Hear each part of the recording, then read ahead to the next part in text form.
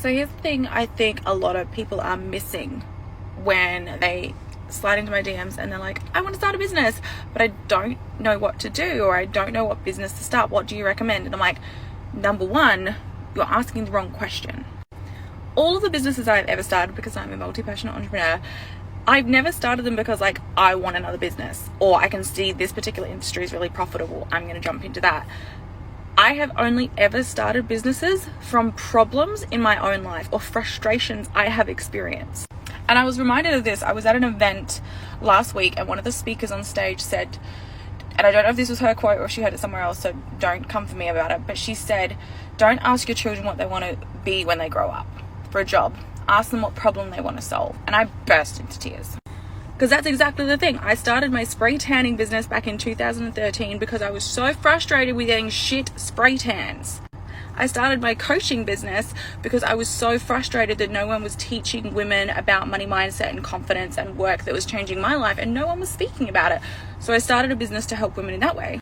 My design business that I started in 2021 came from the pure frustration of any designer I worked with. It was all about branding and logos, and I needed someone to help with courses and presentations, and I started doing that for my friends and family, and that turned into a fully blown company specifically around customer experience materials because I couldn't find someone that was doing that.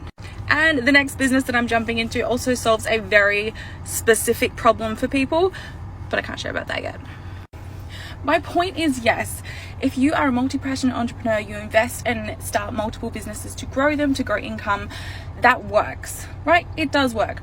But at the end of the day, if you're not super passionate about what you're doing, if your why around why you started in business isn't really, really strong, if you're not connected deeply to that why, chances are in the tough days, because every entrepreneur has them, when you're hit with challenges, when you're hit with legal battles, when you're hit with staffing issues, when the bad days and the challenges hit, if you're not deeply connected to your why, it is super easy.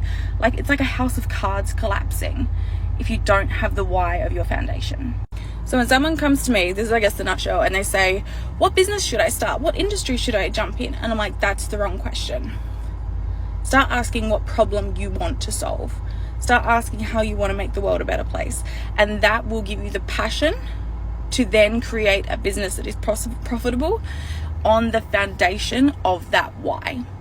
That's the passion that gets you up in the morning every single day and you go to work helping people. Not just getting up because like, fuck, I gotta pay off my credit card debt. That's not sexy. That's not gonna keep you going in the hard days. The why keeps you going.